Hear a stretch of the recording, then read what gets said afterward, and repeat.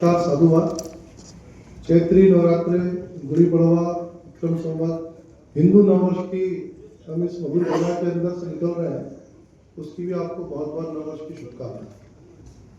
मंच पे उपस्थित क्षेत्र के संयोजक श्री प्रदीप सिंह जी, अधिवक्ता परिषद मध्य छत्तीसगढ़ के महामंत्री श्री धर्मेश जी, रमाकांत पांडे जी, अन्य मंचासीन अतिथिगण, हॉल के अंदर बैठे हुए अधिवक्ता परिषद के श्रेष्ठ वरिष्ठ कार्यकर्ता, जिनसे हमने भी संगठन के अंदर बहुत कुछ काम करने को सीखा।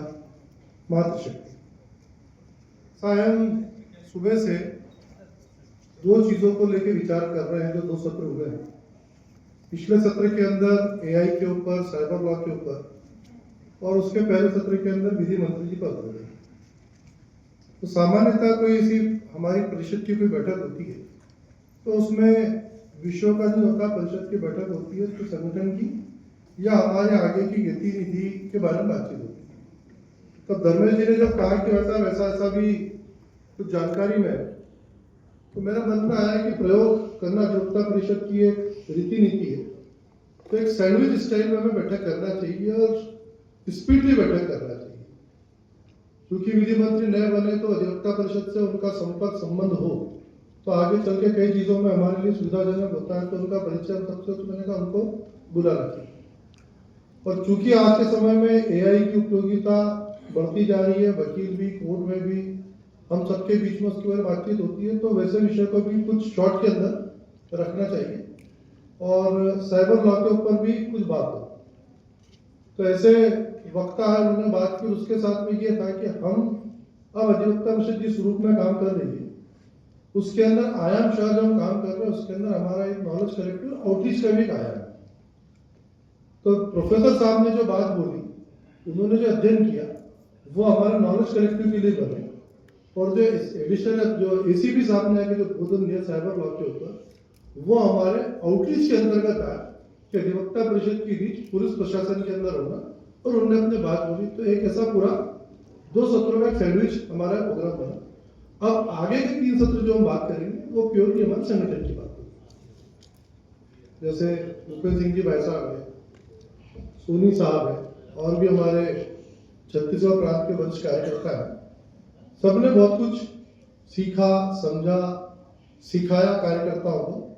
और आज हम धीरे धीरे जिस स्वरूप में आगे बढ़ते जा रहे हैं कि छत्तीसगढ़ के अंदर सभी लगभग जिलों के अंदर हमारा संपर्क, हमारी कार्यकारिणी, तहसीलों के अंदर कार्यकारिणी, ऐसे पूरे देश का स्वरूप है। 92 में माननीय दत्तोपंत जी और कुछ अधिवक्ता हमारे कार्यकर्ताओं ने उस विचार को लेकर आया था, एक राष्ट्रव्यापी अधिवक्ताओं का, राष्ट्रवादी विचारों के अधिवक्ताओं का संपर्क संगठन बने। तो एक अधिवक्ता परिषद का आविर्भाव हुआ कि राष्ट्र विचारों से तो लेकर आगे बढ़े। शनि शनि काम कर रहे हैं, पूरे देश भर के अंदर काम हुआ है, पूरे तहसीलों तक हम पहुंचने की स्थिति में, अंडमान निकोबार के अंदर भी हम पहुंच रहे हैं। ऐसी बहुत सारी चीजें हो रही है, कश्मीर से कन्याकुमारी तक हम पहुंचे। हम विशालकाय हो गए, संपर्क हो गया, जानने पहचानने वाले हो गए, हम प्रभावशाली हो गए, हम वो सब चीजों तक पहुंचे। ऐसा ही हमारा छत्तीसगढ़ के अंदर भी हमारा नाम हो गया, संपर्क हो गया, लोग पहचानने लगे हैं, कुछ लोग अपेक्षा करने लगे हैं। अब समय यह आया कि अधिवक्ता परिषद इस नए फ्लेवर में, नई भूमिका में है कि हम समाज को कुछ देने की स्थिति में बन रहे हैं क्या। तो जब इन सब चीजों को विचार किया तो हमारे संगठन के स्वरूप में कुछ परिवर्तन होना चाहिए, आयाम शायद इस तरह की बातें होना चाहिए।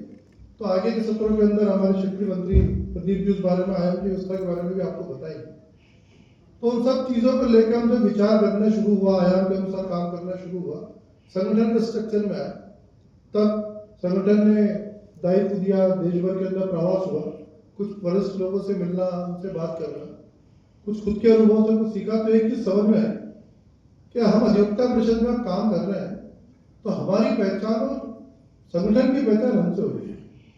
हम सभी सनातनी हैं, पूजा पाठ करने के लिए बैठते हैं तो पंडित हमसे संकल्प करवाता है, उस संकल्प में हमारा नाम बुलवाता है, गोत्र बुलवाता है, परिवार जनों के नाम बुलवाता है। तो एक दिन से बैठे बैठे विचार आया कि कहीं पे बातचीत होती है कि धर्मेश जी कौन, नीरज शर्मा जी, संतोष स्वरूप जी कौन, तो अधिवक्ता परिषद वाले। तो फिर मेरे मन में इस विचार को और गति मिली कि अधिवक्ता परिषद के हम जो कार्यकर्ता, हमारा गोत्र जो अधिवक्ता परिषद हो गया, कि विक्रम दुबे इंदौर वाले अधिवक्ता परिषद वाले, प्रदीप जी जो अधिवक्ता परिषद में हो, तो संघ में, संगठन में, भाजपा में और समाज में धीरे धीरे हमारी पहचान हमारे संगठन से होने लगती है। तो हम हमारे गोत्र को जितना जपेंगे उतनी सिद्धि होगी, और जितना हम गोत्र को जपेंगे सिद्धि होगी, तो हमारी ये जिम्मेदारी बन जाती है कि हम हमारे संगठन को, हमारे गोत्र को, हमारे वरिष्ठ कार्यकर्ताओं ने, हमारे पूर्वजों ने जो काम किया, उस काम की गति को, संतति को, उसकी प्रामाणिकता को हम आगे बढ़ाते हैं। कई जगहों पे प्रवास होता है तो बात होती है कि अधिवक्ता परिषद में जुड़ने से क्या होगा, क्या मिलेगा। तो मेरे बहुत जगह से अनुभव होने के बाद में मेरा मन में विचार आया, और जो मैंने कई जगह पर उसको महसूस किया कि किसको क्या मिलेगा वो व्यक्ति के अपने अपने भाग्य पे निर्भर करता है। बाकी किसी संगठन के तौर पे कार्यकर्ता के रूप में हम काम करते हैं और संगठन के साथ आत्मसात होते हैं, तो उस कार्यकर्ता की, उस वकील की, अधिवक्ता की एक प्रामाणिकता बढ़ जाती है। अगर आप अधिवक्ता परिषद के कार्यकर्ता है तो आपकी कोर्ट परिसर में, जजेस के बीच में आपकी प्रामाणिकता, आपकी ऑथेंटिसिटी, आपकी बात का विचार, आपकी बात का महत्व वो एक अलग तरीके से होता है। आप कोर्ट परिसर में एक सामान्य अच्छा प्रैक्टिसर एडवोकेट हो और एक हमारे अधिवक्ता परिषद का कोई कार्यकर्ता हो, आप अगर उनकी तुलना करेंगे तो कोर्ट में, समाज में, कोर्ट परिसर में, शहर के अंदर किसी वकील को अगर ज्यादा गंभीरता से लिया जाएगा, जिसके विचार को स्वीकार किया जाएगा, तो वो ऐसा कार्यकर्ता होगा, वकील होगा जो अधिवक्ता परिषद से या हमारे सभी किसी अनुशासित संगठन से जुड़ा होगा। तो उसका कारण क्या है? क्योंकि उसके विचारों की ट्रेनिंग, उस व्यक्ति की, उस कार्यकर्ता की ट्रेनिंग राष्ट्र के, संगठन के उद्धार के लिए हुई। हम हमारी बैठकों के अंदर हमेशा बात करते हैं कि न्याय व धर्म हमारा लोगो है, समाज के अंतिम व्यक्ति के लिए हम बात करते हैं। तो ये बात करते करते हमारे अवचेतन मन में ऐसी बैठी हुई है कि हम हमारे किसी क्लाइंट से बात करेंगे, सड़कों पे आना जाना करेंगे, तो भी हमारी दृष्टि में ये जरूर दिखेगा कि कहाँ पे कुछ गलत हो रहा है, कहाँ पे न्याय की जरूरत है, तो भी हमारे आचरण बनेगा। तो जब हम इस आचरण को आत्मसात करते हैं और हम जब संगठन के अंदर काम करना शुरू करते हैं, तब हमें हमारे संगठन की रीति नीति, अच्छाई बुराई, गॉसिप होना, लोगों के, संगठन के अंदर के लोगों के बारे में बात करना, संगठन के बाहर के लोगों के लिए बात करना, ये सामान्य जीवन है। एक व्यक्ति के जीवन में उतार चढ़ाव आना, उसकी अच्छाई बुराई की बात होना, और संगठन के अंदर भी उतार चढ़ाव, सक्रियता, कम सक्रियता, अधिक सक्रियता, कार्यकर्ताओं की बात होना, तो सामान्य बात होती है। हम जिस प्रकार से इस गतिशीलता के अंदर बात करते हैं, तो पुराने वरिष्ठ कार्यकर्ता होते हैं, उनका आज के अंदर संगठन को देखने का दिशा दृष्टिकोण अलग होता है। युवा जो हमसे जुड़े हुए हैं, उनका जो मिड टर्म के हैं, उनका अलग होता है। तो हम जब संगठन के अंदर होते हैं, तब हम संगठन के अंदर व्यवस्था की बात करते हैं, उस संगठन की बैठकों की बात करते हैं, संपर्कों की बात करते हैं, तो एक ऐसी बहुत सारी चीजें, खट्टे मीठे अनुभव आते हैं। तो ये जब हम संगठन के अंदर के लोग बात करते हैं, तब कई बार बात होती है कि संगठन के पदाधिकारी ठीक से काम नहीं कर रहे हैं, उनको इन चीजों का ध्यान रखना चाहिए, वो इस चीजों को विचार कर रहे हैं। ये संगठन के अंदर के लोग बात करते हैं, और ये बात करना जरूरी है, क्योंकि हमारे पूर्व अधिकारियों ने, जिन्होंने संघ हमारे अधिवक्ता परिषद की नींव रखी है, उन्होंने जिस विचार से आगे बढ़े, तो उनको चिंता है, इसलिए वो हमें आगाह कर रहे हैं। हमारे राष्ट्रीय महामंत्री डी भरत जी है, उनसे जब भी बातचीत होती है तो वो बात बात में पूछते हैं कि प्रवास में गए थे तो पुराने कार्यकर्ता कौन मिले, उनकी जानकारी ली कि नहीं ली, उनके स्वास्थ्य के बारे में जानकारी ली कि नहीं, ऐसी एक परिपाटी बनी। तो वो संगठन की चिंता कर रहे हैं, तो वो चेक एंड बैलेंस का रूप में काम कर रहे हैं, जिससे आज की युवा पीढ़ी का हमारा जो कार्यकर्ता है वो ठीक दिशा में काम करें। इसलिए वो चेक एंड बैलेंस और ऐसे वरिष्ठ कार्यकर्ताओं से संगठन की अपेक्षा रहती है कि आज की पीढ़ी के हम लोग ठीक काम करें। ये जिम्मेदारी आप लोगों पे भी होती है। शिकायत होना, डांट होना, डपट होना और सही राह पर संगठन को आगे ले जाना सभी की बरोबर की जिम्मेदारी। ये हम संगठन के अंदर की बात करते हैं। जब संगठन के बाहर की बात होती है तो हमें ये नहीं पता है कि हमारे काम को, छोटी मोटी गतिविधियों को भी कौन किस निगाह से देख रहा है। आज हो सकता है कि हम संख्या में आज कितनी अपेक्षा बुलाई थी, 150 बुलाए थे, 110 आए, 115 आए। ऐसे संगठन के तौर पे हमें ये विचार करेंगे कि 30 या 40 कार्यकर्ता हमारे उपस्थित क्यों नहीं हुए। वो हम संख्या के ऊपर, संख्या कम होने पे उनके कारणों के ऊपर जाएंगे। बाकी अगर हम यहाँ 120 अधिवक्ता पूरे छत्तीसगढ़ से उपस्थित हुए हैं, तो किसी कांग्रेसी परिवार को, कांग्रेस के कार्यकर्ता को, कम्युनिस्ट को इस बात की चिंता होगी कि अधिवक्ता परिषद के लोग वहां बैठे हैं और स्टेट का लॉ मिनिस्टर वहां पे आया है, तो उस दृष्टिकोण से देखेंगे तो हमारी बैठक बहुत ज्यादा सार्थक है। क्यों? क्योंकि विरोधी हमें उस आकलन से कर रहे हैं कि आज इकट्ठे होकर किसी बात पे विचार विमर्श कर रहे हैं। तो संगठन के अंदर और संगठन के बाहर के विचारों की प्रक्रिया बदलती है। तो जब हम किसी कार्यक्रम को करते हैं, संगठन के तौर पर जब आकलन करते हैं, तो संगठन के स्तर पे जो रीति नीति है उसके हिसाब से हमारी उपलब्धियों को देखना, और संगठन के बाहर के जो लोग हैं वो कैसे काम व्यक्ति देख रहा है उसके हिसाब से हमारे संगठन की उपलब्धियों को देखना का हमारा समय आ गया। एक सोशल मीडिया का प्लेटफॉर्म है जिसको कुछ कम्युनिस्ट लोग कह सकते हैं या सो कॉल्ड हैशटैग वाले लोग बोल सकते हैं, जो कारवा करके एक न्यूज चैनल या ब्लॉग चलाते हैं। दिल्ली में या शहर के कहीं भी बड़े जगहों पे अगर बैठकें होती है तो वो उसके ऊपर पोस्ट जरूर डालते हैं अधिवक्ता परिषद को कि संघ का अनुशासनिक संगठन अधिवक्ता परिषद, जुडिशरी के अंदर दखल, जुडिशरी का भगवाकरण, वहां पे अधिवक्ता परिषद के लोग ऐसे वो लोग हमारी बैठकों को ध्यान देते हैं, हम किससे मिलते क्या करते हैं। तो जब व्यापक स्तर पे देखते हैं तब महसूस होता है कि अधिवक्ता परिषद कुछ ना कुछ तो ऐसा कर रही है कि जिसका ध्यान लोगों का ध्यान अपने ऊपर आकृष्ट कर रही है।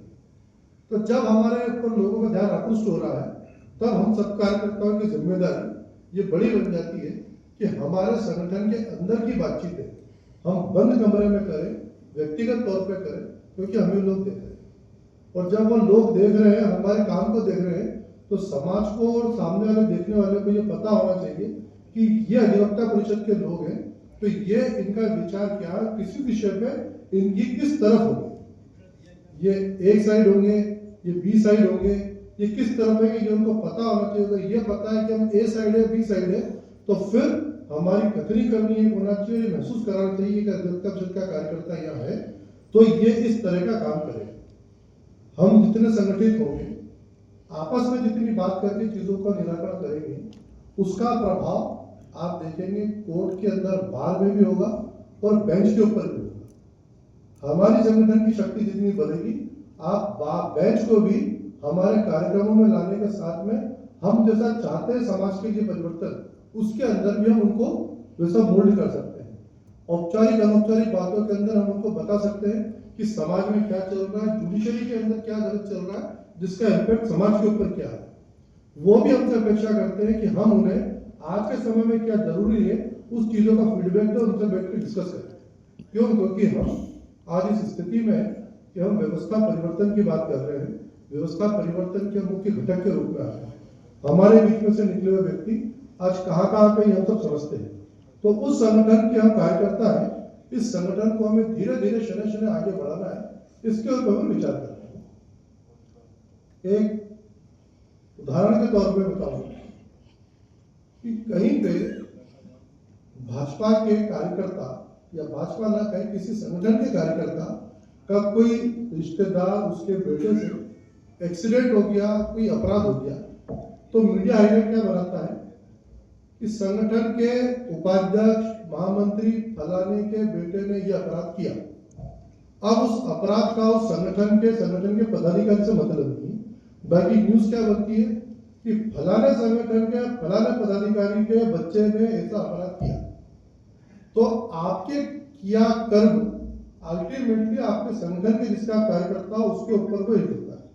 तो किसी भी संगठन के कार्यकर्ता होना, अधिवक्ता परिषद के कार्यकर्ता होना, हमारी प्रामाणिकता को बढ़ाते जो हम काम करना है, तो हमारा व्यक्तिगत आचरण, हमारा चरित्र और हमारा आचार विचार ऐसा हो कि जो एक अनुकरणीय बने और हमारे कारण संगठन को, अधिवक्ता परिषद को क्वेश्चनेबल न होना पड़े। ये सबकी संयुक्त जिम्मेदारी होती है कि हम उसके ऊपर ध्यान दें। आज हम प्रदेश परिषद की बैठक के लिए यहाँ उपस्थित, इसके अंदर दिन भर के अंदर भी हमारे सत्र चलेंगे, उसमें कई विषयों के ऊपर अपन बात करेंगे। उसके अंदर हमारे आगामी आने वाले कार्यक्रमों की रूपरेखा, संगठन का विस्तार, नवीनीकरण, आयाम के अनुसार हमें जो बात करना है, पदाधिकारी बनाने, उसको लेकर बात करेंगे। अब हमारे अलग अलग बहुत सारे आयाम होंगे, तो हम जब उन आयामों की बात करते हैं तो आउटरीच का आयाम, नॉलेज कलेक्टिव का आयाम, लिटिगेशन का आयाम, उसके ऊपर ही बात होगी।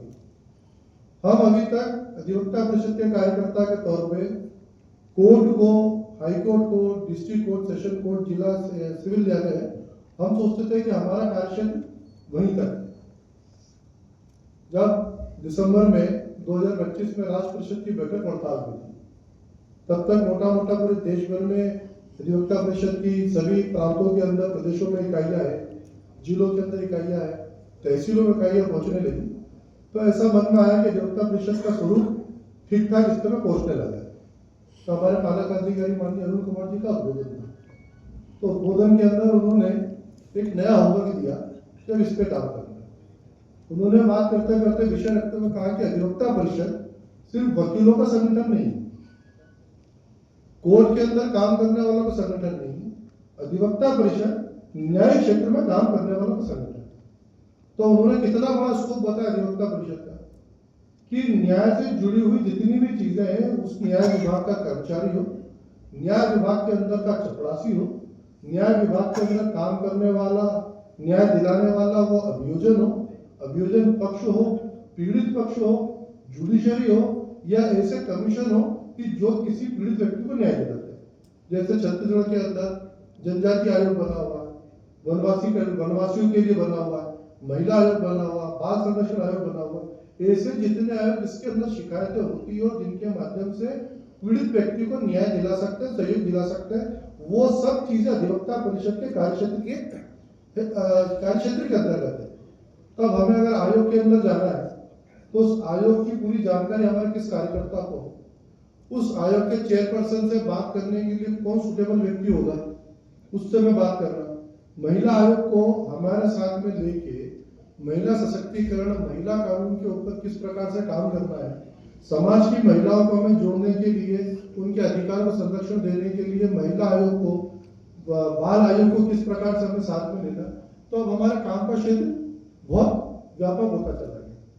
पूरे देश भर के अंदर जब ये विषय है कि हमें न्याय क्षेत्र के अंदर काम करने में संगठन है, तब अभी महिला दिवस निकला तो कई जगहों पे महिला दिवस में कोर्ट के अंदर काम करने वाली एलडीसी की, यूडीसी की या सीनियर मोस्ट स्टेनो जो है उसका सम्मान करना, सीनियर मोस्ट जो प्यून है उसका सम्मान करना, कोर्ट के अंदर सुरक्षा देने वाले जो सुरक्षा कर्मी है उसमें से सीनियर मोस्ट महिला कौन है उसका सम्मान करना, कोर्ट के अंदर काम करने के लिए जो जमादार है उसका सम्मान करना। तो वो न्याय क्षेत्र में काम कर रहा है। वो अगर किसी जज से पीड़ित है तो वो उसकी बात किसको बताएगा? क्योंकि अगर किसी जमादार ने बताया कि साहब मुझे परेशान करते हैं, तो उसने इतना बोलना है कि उसका जो है समस्या उसको क्रिएट होगी, तो उसकी समस्या की चिंता कौन करेगा? तो हम जब न्याय क्षेत्र में काम कर रहे हैं तो न्याय अंतिम व्यक्ति तक मिले, तो अंतिम व्यक्ति का व्यक्ति हमें सिर्फ किसी बस्ती के अंदर नहीं मिलेगा, हो सकता है हमारे कोर्ट परिसर के अंदर भी मिलेगा। तो हम जब इस स्वरूप से काम करना शुरू करते हैं तब अधिवक्ता परिषद की प्रामाणिकता, उसकी उपयोगिता अपने आप में स्थापित होती है और हम समाज को कुछ दे सकते हैं। हम इस स्थिति में आते हैं। रायपुर के अंदर नियमित स्टडी सर्कल होता है, शिविर लगते हैं, और भी जिलों के अंदर लगते हैं।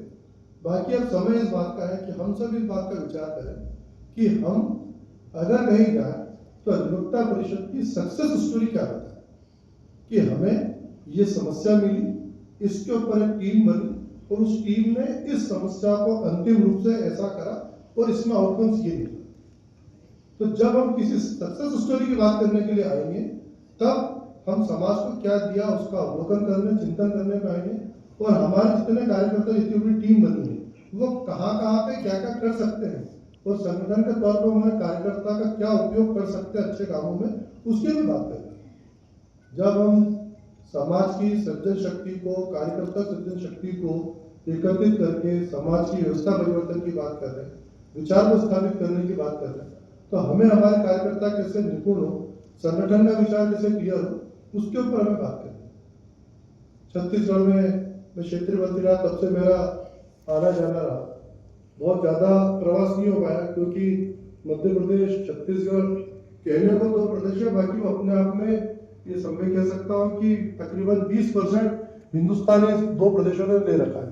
तो जिलों के अंदर, विभागों के अंदर उसका प्रवास होना वो बहुत बड़ा है। तो अब हमें छत्तीसगढ़ के अंदर इस प्रकार से काम को खड़ा करना है, उसके लिए हमें विचार करते हुए आगामी सत्र के अंदर हम विचार करेंगे।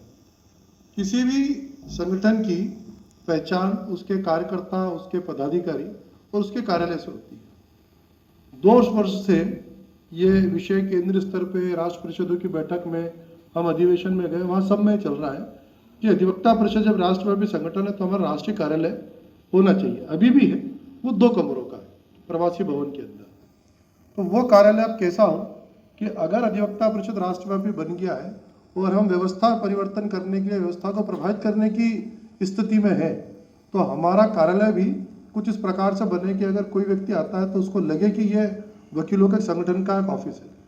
आपको वैसे तो सबको जानकारी होगी कि अधिवक्ता परिषद ये एकमात्र देश के अंदर संगठन है जो वकीलों का संगठन होकर राष्ट्रव्यापी होकर इतना बड़ा है। न बार काउंसिल का न किसी दूसरे विचार का ऐसा कोई संगठन है जो इस स्तर पर काम कर रहा हो। लोग हमसे हमारा अनुकरण करते हैं, हमसे प्रेरणा लेते हैं और अधिवक्ता परिषद के अनुसार काम करने की कोशिश करते हैं अपने क्लेवर में। तो हमें हमारा कार्यालय ऐसा बनाना है कि जो राष्ट्रव्यापी स्तर का हो और जहाँ पे जाने से हमारे कार्यकर्ताओं को ऊर्जा मिल सके और वो अपने प्रदेश में, अपने जिले में जाके ऐसा कार्यालय बना सके। कई बार विषय उठता है कि केंद्र में कार्यालय है तो केंद्र के कार्यालय के अंदर छत्तीसगढ़ के सरगुजा के जिले वालों को क्या लेना देना, वो क्यों उसके अंदर सहयोग राशि देगा। दिल्ली वाला है तो दिल्ली वाले जाने, महाराष्ट्र वालों को क्या लेना देना। तो मैं एक उदाहरण देना चाहूँगा कि जब अयोध्या में श्री राम जी का मंदिर का शिलान्यास होके मंदिर निर्माण हो रहा था, तब पूरे देश भर से सहयोग राशि एकत्रित की गई। ऐसा नहीं है कि राम मंदिर निर्माण करने के लिए पैसे की कमी थी, अगर किसी एक उद्योगपति को कहते तो वो अपने पैसों से वो निर्माण कर देता।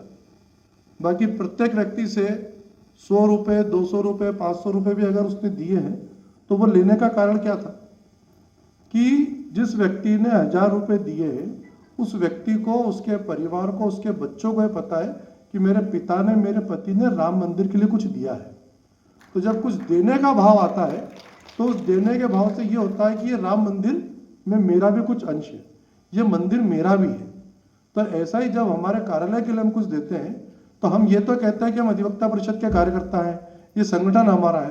तो जब संगठन के कार्यालय के लिए कुछ अनुदान देने की बारी आएगी तो वो कार्यालय में अनुदान देने से भी वो भाव और मजबूत होता है कि यह कार्यालय भी मेरा है। और जब कार्यालय मेरा है और उस कार्यालय का जब संचालन होता है तब वहां से जो एक्टिविटी बनती है वो सरगुजा के, बस्तर के अंदर बैठे कार्यकर्ता के भी मनोबल को बढ़ाती है। इसलिए कार्यालय की उपयोगिता बहुत अधिक होती है। माननीय अरुण जी का और केंद्र का तो ऐसा आशय है और निवेदन है, या अरुण जी की इससे कहे कि उनका ये आदेश है कि प्रत्येक प्रांत का अपना एक कार्यालय होना, हाईकोर्ट इकाई का एक अपना कार्यालय होना और आने वाले समय में जिले में अपना कार्यालय होना, ऐसे ही हमारी व्यवस्था खड़ी करना है। अभी छत्तीसगढ़ की बात करें, मध्य प्रदेश की करें, महाराष्ट्र की करें, जहाँ जहाँ भाजपा की गवर्नमेंट है, अगर वहाँ से सहयोग की बात करें तो सामान्य कार्यकर्ता ये बात बोलते हैं कि भाई साहब हम तो सरकारी सेवा में नहीं है, हम तो थोड़ा कर पाएंगे, ये हमारे वो कार्यकर्ता वो सरकार में चले गए, वो इस विभाग के हैं, इनको जो है इनसे लेना चाहिए, ऐसा सबका कहना पड़ता है। कुछ लोग बोलते हैं कि उन लोगों को मैं एक उदाहरण देना चाहूँगा कि केरल में कभी भी हमारे विचार की या भाजपा की सरकार नहीं बनी। हमारे कार्यकर्ता वहाँ कभी भी हाईकोर्ट में गवर्नमेंट एडवोकेट भी नहीं बन पाए। हमारे कार्यकर्ता स्टेट लेवल के किसी भी डिपार्टमेंट के भी वकील नहीं है वहाँ पे। बाकी आपको जान के खुशी होगी कि केरल पूरे देश का पहला ऐसा राज्य था कि उन्होंने अपने कार्यकर्ताओं ने अपने पैसे से जमीन खरीद के केरल अधिवक्ता परिषद का अपना खुद का कार्यालय बनाया और केंद्रीय कार्यालय के लिए वो वहाँ से फंड दे रहे हैं। तो केरल हमारे लिए एक उदाहरण है कि जहाँ कभी हमारे विचार की सरकार नहीं बनी है, सिर्फ कार्यकर्ताओं के दम पे खुद का कार्यालय बनाना और कार्यकर्ताओं के दम पे केंद्र स्तर के कार्यालय के लिए सहयोग करना, ऐसा उन्होंने एक उदाहरण पेश किया।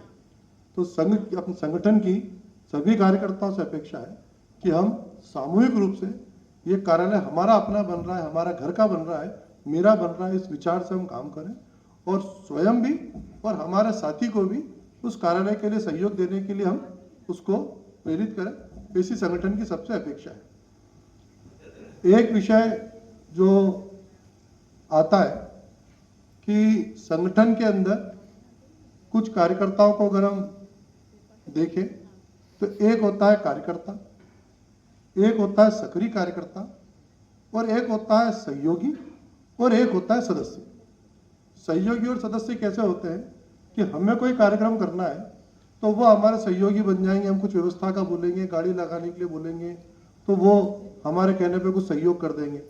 सदस्य ऐसे होंगे कि हम बुलाएंगे तो हमारी बैठक में आ जाएंगे, बैठक में आएंगे, अपना जितनी देर का उनकी ड्यूटी होती पूरी करेंगे और चले जाएंगे। एक कार्यकर्ता होता है कि काम बोला कि आपको यहाँ जाना है, वो काम करेंगे और काम करके आ जाएंगे। एक होता है सक्रिय कार्यकर्ता, उसे काम बताने की या बोलने की आवश्यकता नहीं होती है, उसके मस्तिष्क में प्रत्येक समय संगठन का विचार चलता रहता है और वो संगठन के काम के लिए ये इन प्रकार से संपर्क बना के रखता है, बात करने के लिए रहता है और हमेशा वो सक्रिय बना रहता है, स्वयं भी सक्रिय रहता है, संगठन को भी सक्रिय रखता है और बाकी सदस्यों को भी सक्रिय रखता है। हम जब शुरू के अंदर काम करने के लिए लगे तब माननीय भरत जी से एक दिन सी बात करी कि इतना सब चल रहा है तो इसका मैनेजमेंट कैसे हो। तो उन्होंने फिर विषय रखना शुरू किया कि टाइम मैनेजमेंट कार्यकर्ताओं के लिए, कि हम प्रोफेशनलिज्म से भी, परिवार से भी, समाज से भी, संगठन से भी, इन सब चीज़ों को बैलेंस कैसे करें।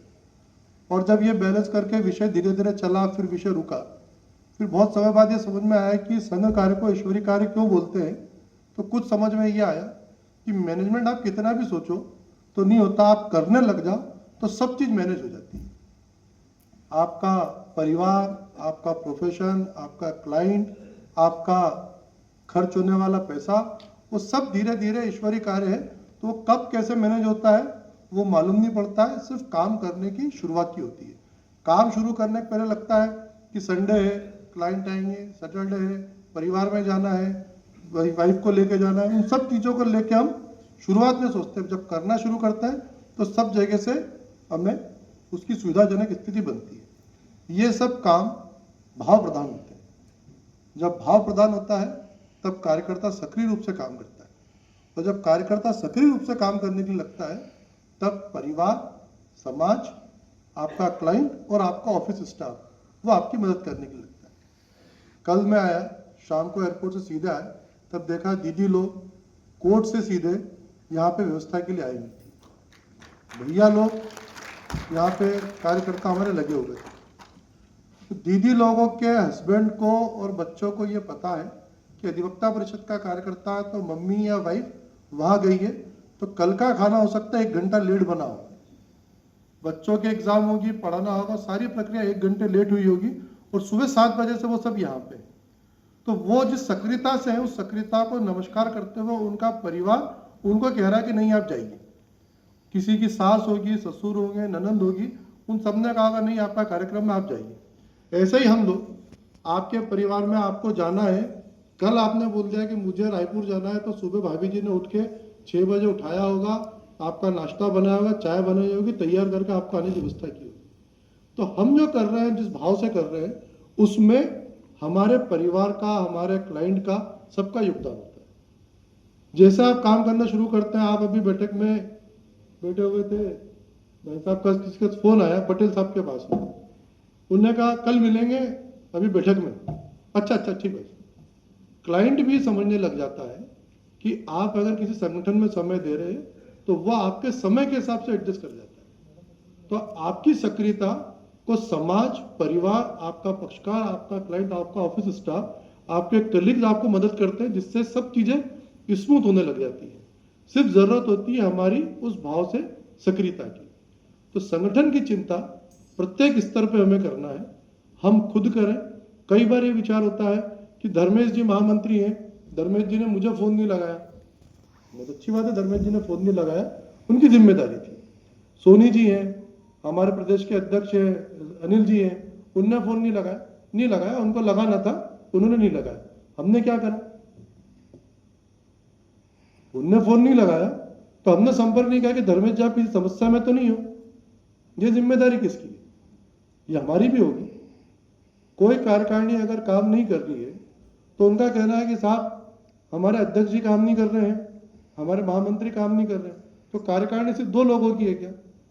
कितने उपाध्यक्ष है, कितने मंत्री है, कार्यालय मंत्री है, कोषाध्यक्ष है, उनकी जिम्मेदारी क्या है? वो बात करें अध्यक्ष से कि बैठक क्यों नहीं हो आयोजित हो रही है, महामंत्री से बात करें आप सक्रिय क्यों नहीं हो, परिवार की कोई समस्या तो नहीं होती है, सबके अपनी अपनी समस्या होती है। अब महाकौशल प्रांत के हमारे अध्यक्ष रमेश जी हैं, उनकी घर में उनकी श्रीमती जी को कैंसर की बीमारी, उनने कहा भाई साहब मेरे घर में ऐसी समस्या आ गई है, अब मैं संगठन का काम कैसे करूंगा, इसलिए मुझे उसके कुछ रास्ते बताए। तो उनको सब चीजों का व्यवस्था बताया, परिवार भी संभाल रहे हैं, प्रैक्टिस भी कर रहे हैं, संगठनों की बैठक में भी आ रहे हैं, जहाँ 2 दिन देने की जरूरत होती है वहां 1 दिन भी दे के जा रहे हैं, दूसरे दिन की चिंता करके जा रहे हैं।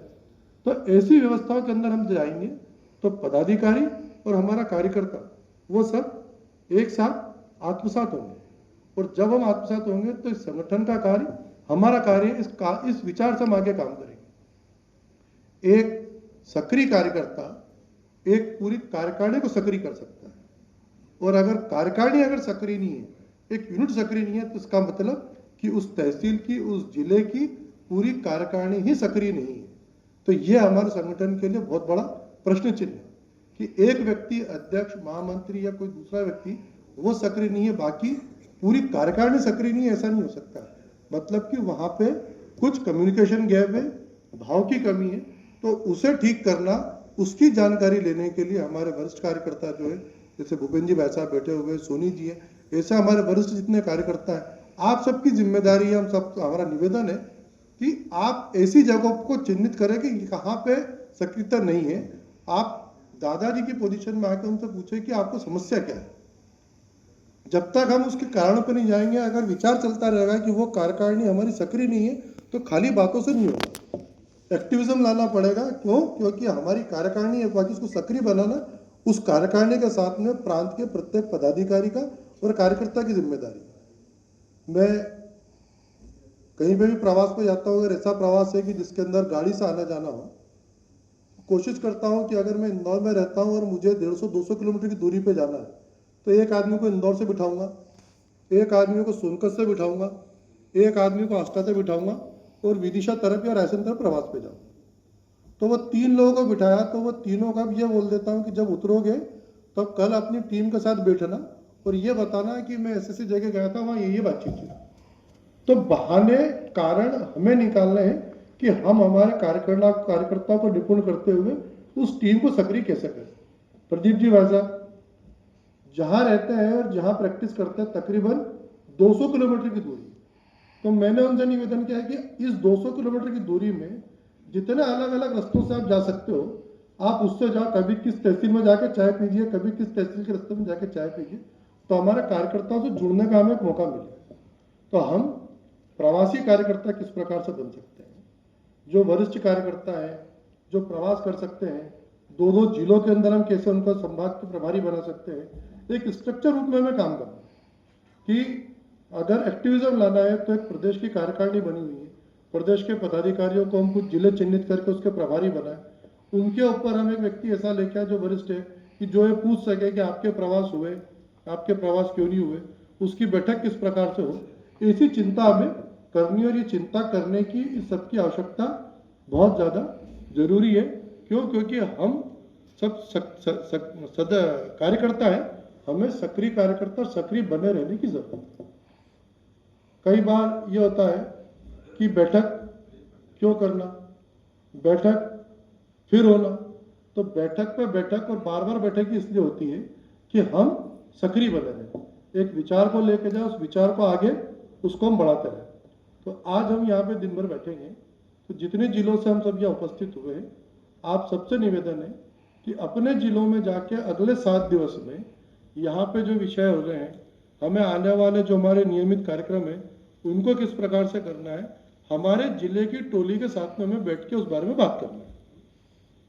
हमारे जितने भी यहाँ पे जिले के कार्यकर्ता आए, आप जाके अपने जिले के जो जिला प्रचारक है, जिला कार्यवाह या उस जिले में संघ के जो पालक अधिकारी है, उनसे जाके अपना संपर्क बनाएं, उनको जाके बताएं कि हमारे परिषद की ऐसी रायपुर में बैठक थी वहाँ गए थे, ऐसा ऐसा विषय था और अपने जिले से भाई साहब ये 3 लोग गए थे, ऐसी जानकारी दे के आई।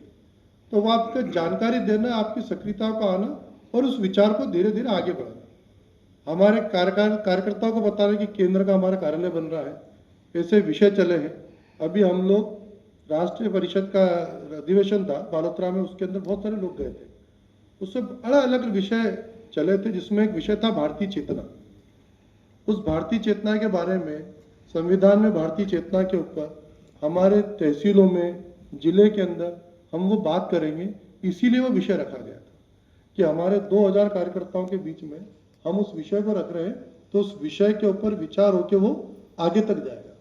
तो एक कार्यक्रम में जाके हमारी जिम्मेदारी पूरी नहीं होती है, उस कार्यक्रम में आने के बाद में वहाँ जो जो हुआ है वो हमारी जिले की कार्यकारिणी, तहसील की कार्यकारिणी को हम बताएं और वहाँ पे भी छोटा सा कोई एक्टिविज्म लाए, कोई कार्यक्रम करें, तो हमारा यहाँ आने का काम, यह आना हमारा सार्थक होता है। तो हम हमारी कार्यकारिणी को कैसे एक्टिव करें, ये हमारे ऊपर उसका पूरा विचार करना है।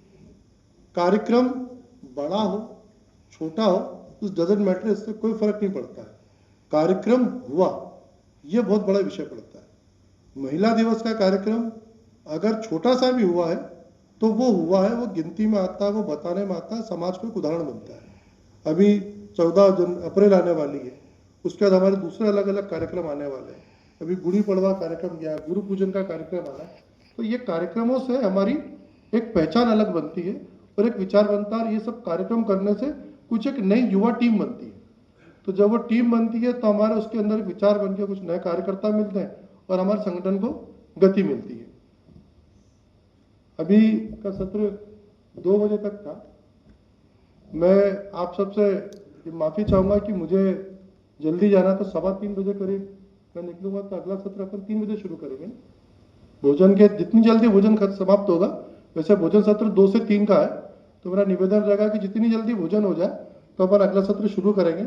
तो हमारे आने वाले साल भर के अंदर कि हमारी कार्य योजना, उस पर बात करनी है। हम जो जिले से यहाँ पे उपस्थित हुए हैं, जिलों का व्रत निवेदन होगा, जिले की समस्या है तो उसका निराकरण किस प्रकार से होना, वो हम बात करेंगे। हमें मत भेद के ऊपर, मन भेद के ऊपर किसी प्रकार पे हमें नहीं जाना। हमें संगठन को उच्चतम स्तर पे, ऊंचाइयों पे ले जाने के लिए सभी का विचार क्या है, हमें उसके ऊपर बात करनी है। आप सबने मुझे अपनी बात रखने का मौका दिया और आप सबने धैर्यपूर्वक सुना, इसलिए आप सबको बहुत बहुत धन्यवाद, साधुवाद। हम सब संगठन की रीति नीति के साथ में उसको आगे बढ़ा और एक उदाहरण पेश करते हुए, कई हाईकोर्ट जजों से बातचीत होती है, वरिष्ठ लोगों से बातचीत होती है, तो वो अधिवक्ता परिषद को एक अलग रूप से देख रहे हैं। जुडिशियल एक्टिविज्म के लिए हमारे ऊपर देखा जा रहा है। हम भारतीय न्यायशास्त्र की बात कर रहे हैं।